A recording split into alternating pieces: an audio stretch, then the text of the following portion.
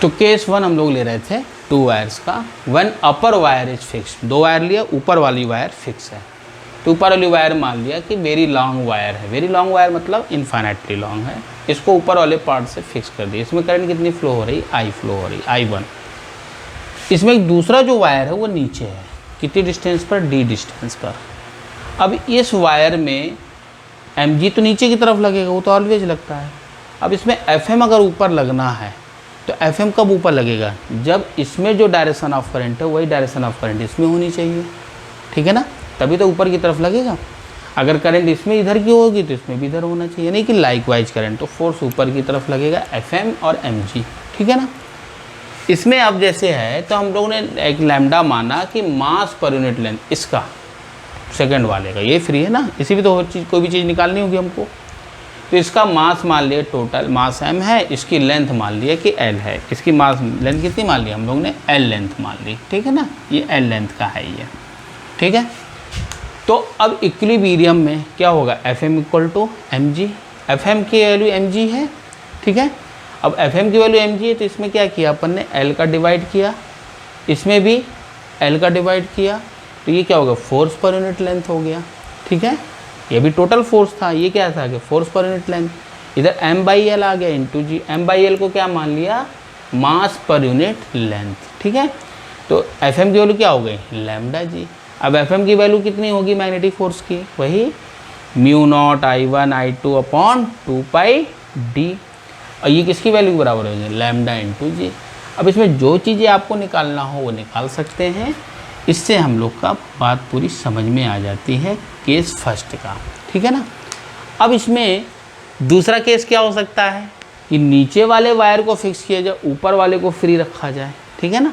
तो अभी पहला केस लिए तो ज़्यादातर इसमें क्या पूछेगा, मास पर यूनिट लेंथ पूछेगा, या करंट वगैरह जो भी पूछे उसको हम लोग कैलकुलेट कर सकते हैं। तो यहाँ तक केस फर्स्ट होता है, इसके बाद हम लोग केस सेकेंड को डिस्कस करेंगे, ठीक है, नोट कर लीजिए इसको।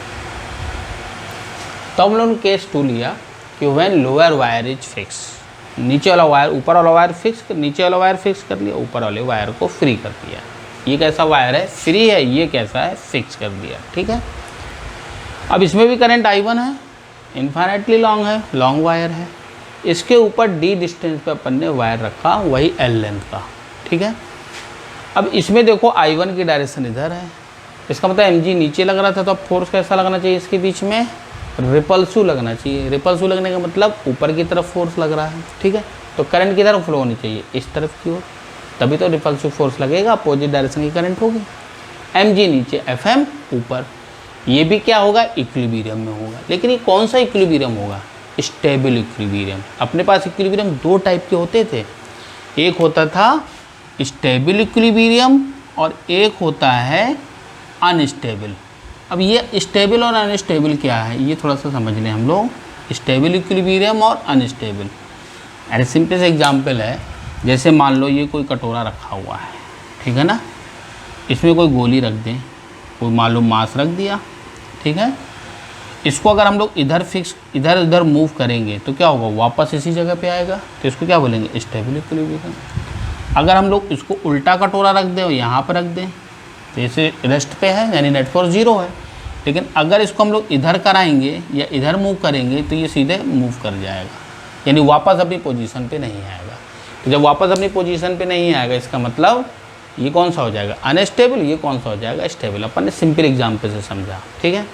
अब इसमें वायर जो है, रिपल्सिव फोर्स लग रहा है ऊपर, Mg लग रहा है नीचे, ठीक है। अब इस वायर को थोड़ा बहुत भी डिस्प्लेस करेंगे, तो जहाँ इसको नीचे की तरफ डिस्प्लेस किया तो Fm ज़्यादा होगा, Mg तो वही रहेगा। जब Fm ज़्यादा हो तो फिर वायर क्या हो जाएगा, अपनी पोजीशन पे जाएगा। अगर इसको दूर करेंगे तो Fm क्या हो जाएगा, कम हो जाएगा, तो Mg को जैसे नीचे आएगा। इसका मतलब ये वायर क्या करेगा, ऑसिलेशंस करेगा, जो SHM यानी कि टाइम पीरियड निकालना आता है इसमें, ठीक है ना। तो ये कौन सा इक्विलिब्रियम करेगा, स्टेबल होगा, और कैसा करेगा मोशन, SHM यानी सिंपल हार्मोनिक मोशन करेगा। तो उसका टाइम पीरियड वगैरह पूछते हैं। तो सबसे बड़ी बात है इसमें, इंपॉर्टेंट पॉइंट है कि इक्विलिब्रियम कौन सा होगा, स्टेबल इक्विलिब्रियम, ठीक है। नोट कर लीजिए, इसको पूरा बना लीजिए, फिर आगे बढ़ते हैं। तो यहाँ तो नोट कर लिया, इसके आगे में देखते हैं। तो इसमें जो होगा, अब केस फर्स्ट में क्या निकाले थे, लैम्डा इंटू जी, मास पर यूनिट लेंथ जो था, लैम्डा जी की वैल्यू तो वही रहेगी, mu naught upon 2 I1 I2 upon D. अगर लैम्डा जी पूछता है तो इससे निकाल लेंगे हम लोग, ठीक है ना।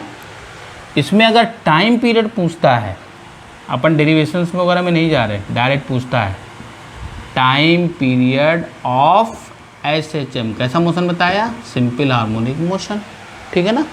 तो इसका जो टाइम पीरियड होगा T इक्वल टू क्या होता था, 2πL/g होता था सिंपल पेंडुलम का। उसी तरीके से यहाँ पे भी निकल के आता है 2π√L की जगह जो इनके बीच का सेपरेशन है D/g। इससे हम लोग टाइम पीरियड निकाल सकते हैं, लेकिन उस पहले वाले केस में नहीं निकालेंगे। पहले वाले केस में सिर्फ ये निकलेगा, उसमें टाइम पीरियड नहीं होगा। उसको नीचे अगर करेंगे तो नीचे ही चला जाएगा, ऊपर करेंगे तो ऊपर ही चला जाएगा, बैलेंस नहीं रहेगा, ठीक है ना। समझ में आ रही चीज़। ये केस 2 था जो सिंपल अपने कॉन्सेप्ट फ्री वायर बैलेंसिंग का था, जिसके बारे में क्वेश्चंस वगैरह पूछे गए हैं, ठीक है ना। तो ये मेरे ख्याल से आपको समझ में आ गया होगा पूरा। और इसके बाद जो पूरी चीज़ें हैं ये सब ख़त्म होती हैं force on current carrying wire पे। अब हम लोग जो बढ़ेंगे लूप की तरफ बढ़ेंगे, लूप की तरफ, ठीक है ना। मैग्नेटिक डाइपोल वगैरह जैसे पोल बन रहे थे ना, वैसे ही north pole, south pole, magnetic dipole, उसमें टॉर्क, MCG वगैरह देखना। तो इसमें यहाँ तक का फोर्स का पार्ट अपना फिनिश होता है। इसको आप लोग अच्छे से नोट कर लीजिए। इस पे बेस पे अपन ने प्रॉब्लम भी ले ली है, कॉन्सेप्ट भी बता दिया। नहीं तो अगले वीडियो में हम लोग एक प्रॉब्लम ले लेंगे ताकि आपको इसका भी कॉन्सेप्ट पूरा क्लियर हो जाए, ठीक है। Thank you. इस पर अब हमने कहा था कॉन्सेप्ट पे क्वेश्चंस लेने को, वो हम लोग लेने वाले हैं, ठीक है ना। इसमें कहा है क्वेश्चन में 2 long parallel current carrying wire are placed in vertical plane at distance d, apart उनकी ड्यू डिस्टेंस पर है, and upper wire is fix, upper wire इसमें फिक्स है, यानी केस पहला वाला है, ठीक है ना। इनिशियली इन इक्विलिब्रियम, इनिशियली क्या है, इक्विलिब्रियम में है, यानी ये वाली कंडीशन है अपने पास। पहला वायर है, इससे फिक्स कर दिया, दूसरा वायर d डिस्टेंस पर है, ये इक्विलिब्रियम में। इक्विलिब्रियम कब रहेगा, I1 इधर बह रही है, इसका मतलब mg तो नीचे ही लगना है, वो तो हर हाल में नीचे लगेगा, ठीक है ना। इसमें कह रहा है पहला जो पॉइंट्स है, पहला केस है, अपन ने 2 3 4 पार्ट लेंगे। तो पहला पार्ट बता रहा है if the direction of current in lower wire is reverse, दूसरे वायर में करंट को रिवर्स कर दिया। तो जब रिवर्स करेंगे तो then find acceleration of lower wire, acceleration निकालना, तो वायर नीचे गिरने लगेगा तो उसका एक्सीलरेशन निकालना है। तो देखो पहले केस में क्या है कि mg नीचे की तरफ है, इसका मतलब इक्विलिब्रियम में ही नहीं, इसीलिए तो FM कहाँ लगना चाहिए, ऊपर की तरफ लगना चाहिए, यानी डायरेक्शन ऑफ करंट क्या होगी, दोनों सेम होगी, तभी तो अट्रैक्टिव करेगा। जब इसको रिवर्स कर देंगे तब mg भी नीचे लगेगा, साथ में FM भी नीचे लगने लगेगा, तो ये नेट फोर्स हो जाएगा। यानी कि जो नेट फोर्स की डायरेक्शन हो जाएगी वो किधर की तरफ हो जाएगी, नीचे की तरफ हो जाएगी। हमको इस वायर का एक्सीलरेशन फाइंड करना है, ठीक है ना। नोट कर लीजिए, फिर आगे हम लोग बताते हैं। तो वही चीज़ें आगे बढ़ रहे हैं। तो अब देखो पहला जो केस था, जो पहली चीज़ इनिशियली लिखा है, तो इसमें क्या है, FM = mg है, तो इक्विलिब्रियम में इसका मतलब FM की वैल्यू किसके बराबर होनी चाहिए, mg के बराबर होनी चाहिए। तो एट इक्विलिब्रियम क्या होगा, FM = mg, ठीक है। अब ये सेकंड केस में जब डायरेक्शन ऑफ करंट रिवर्स किया तो हमने क्या बताया था, mg भी नीचे और FM भी नीचे, इसका मतलब नेट फोर्स किधर लगेगा, नीचे की तरफ लगेगा। तो नेट फोर्स किसके बराबर होगा, FM + mg। इक्वेशन 1 से FM की जगह क्या रख सकते हैं, mg रख सकते हैं। तो F नेट की वैल्यू क्या हो गई, mg + mg कितना आ गया, 2mg। तो इसलिए F नेट क्या होगा, मास इंटू एक्सीलरेशन। तो m = 2mg, तो इसका मतलब एक्सीलरेशन कितना होगा, इक्वल टू 2g के बराबर, ठीक है। तभी वायर किससे एक्सीलरेशन गिरेगा, 2g के साथ से। नोट कर लीजिए पहला केस, फिर एक दूसरा केस भी ले लेते हैं, 4 केसेस लेते हैं हम लोग, ठीक है।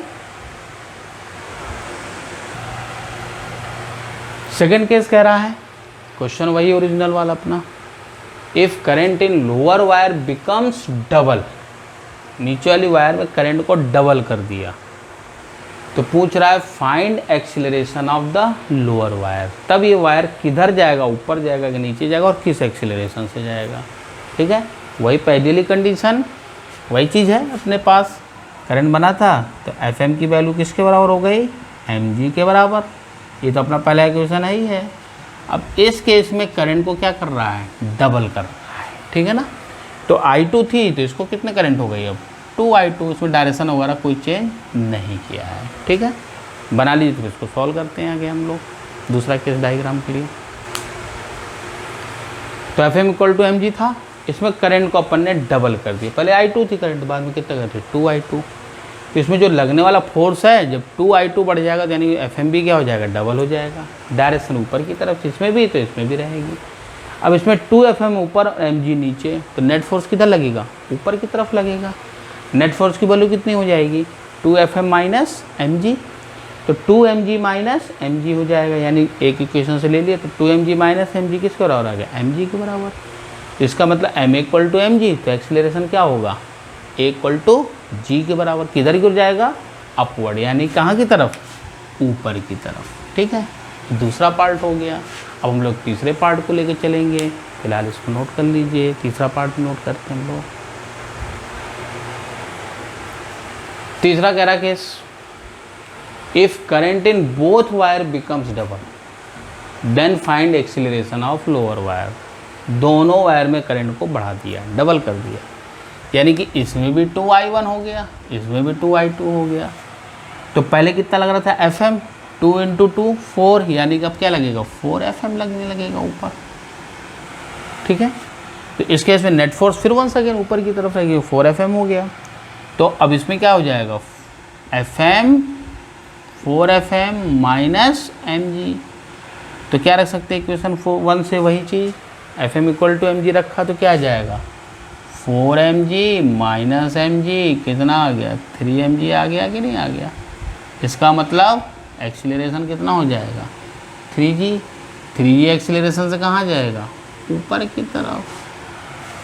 ठीक है, ये तीसरा पार्ट हो गया, नोट कर लीजिए, समझ लीजिए। फिर चौथा पार्ट भी ले लेते हैं हम लोग। अब इसमें चौथा सिस्टम कह रहा है, चौथा पॉइंट्स कह रहा है कि if whole system taken into artificial satellite then acceleration of the lower wire. अब इसमें देखो आर्टिफिशियल सैटेलाइट बोले या ग्रेविटी फ्री स्पेस बोले या कहीं पर भी ले जाने के बाद बोले जहाँ पर जी क्या हो, अपसेंट हो। तो जब जी अपसेंट होगा तो acceleration of lower wire, situation पूरी वही है। तो जो नीचे वाला वायर था उसमें क्या लग रहा था, FM ऊपर की तरफ और mg नीचे की तरफ लग रहा था। तो ग्रेविटी फ्री स्पेस में क्या हो जाएगा, ग्रेविटी फ्री स्पेस में क्या हो जाएगा बताइए, g क्या हो जाएगा, 0 हो जाएगा। जब 0 हो गया तो mg कैंसिल हो गया। जब mg कैंसिल हो गया तो क्या बचा, तो FM की वैल्यू किसके बराबर आ जाएगी, ma के बराबर, वही mg। ठीक है ना। तो अब इसमें जो FM है, ठीक है, वो किसको लेना है। तो इस केस में नेट फोर्स कहाँ लगेगा, ऊपर की तरफ। ये नेट फोर्स की डायरेक्शन हो गई। इसका मतलब जो F नेट होगा किसके बराबर हो जाएगा, FM के बराबर हो जाएगा। तो F नेट की वैल्यू कितनी हो गई, F net equal to FM। ठीक है, तो F नेट कितना हो गया, MA इक्वल टू FM कितना हो गया, mg। ठीक है ना।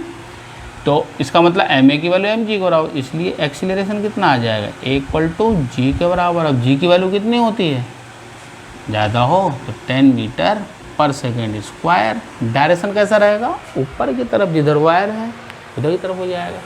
तो अपन ने ये क्वेश्चन के कई सारे केसेस जो थे अलग अलग पूछे जाते, छोटे छोटे पार्ट में नेट पे पूछे जाते, कई सारे कंपटीशन पूछे जाते हैं। ठीक है, उसको अपन ने लिया है। ठीक है, नोट कर लीजिए। फिर आगे एक दो क्वेश्चंस और लेते हैं ताकि आपको एक और नए कॉन्सेप्ट को पता चल जाए।